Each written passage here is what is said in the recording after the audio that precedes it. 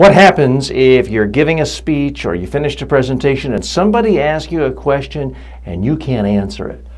Oh my gosh, that is a lot of people's worst nightmare. Indeed, anytime I'm working with a group of people on their public speaking skills, whether it's 5 people, 500, or 1,000, I'll ask the question, how many of you have either experienced this or have seen somebody asked a question at the end of the speech, they didn't know the answer, it was embarrassing and awkward? Sure enough, 20% of the hands will go up. So it is a real problem. It's a legitimate problem. But I always ask another follow-up question.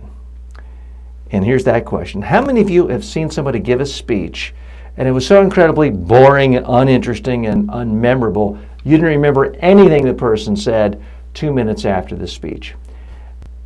Guess what percentage of hands went up then? Now it's 100%. So I say this because I want you to focus on the bigger problem. The far more likely problem you're going to encounter is that people don't remember anything you said. It's not that they remember some horrible moment or some embarrassment or that you didn't answer a question. They could. But the far bigger problem is we leave no impression. So what I want you to focus on first and foremost, always, is have you delivered real value, an interesting message in a memorable way to your audience. Focus on that first and foremost, and the issue of an unanswered question will often fade away. Now, here's what you do if someone asks you a question, because nobody can know everything. It's not a problem if you don't know the answer. What is a problem is if you look embarrassed, flummoxed, like you want to swallow yourself whole or have the stage swallow you up.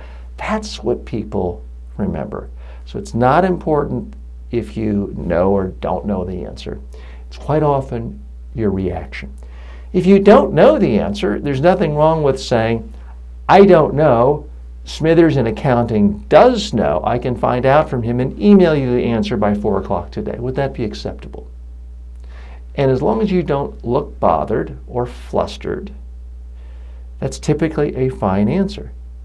It's our reactions to the questions that get us into trouble quite often. If you look like you're completely happy to have the question asked, you're not bothered by it all, you're not flustered, you either know or you don't know.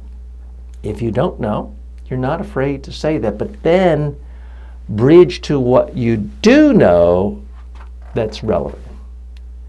If somebody says, well, TJ, if extremist political leaders are elected and the world goes into a recession, are you going to go out of business?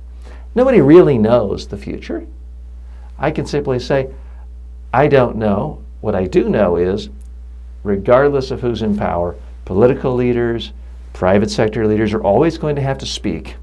Those who speak well are going to have an advantage, and that's why, regardless of political outcomes, there's going to be a demand for my services. There, I said I didn't know. I don't really know who's going to win or not win, or if we're going to go into a recession.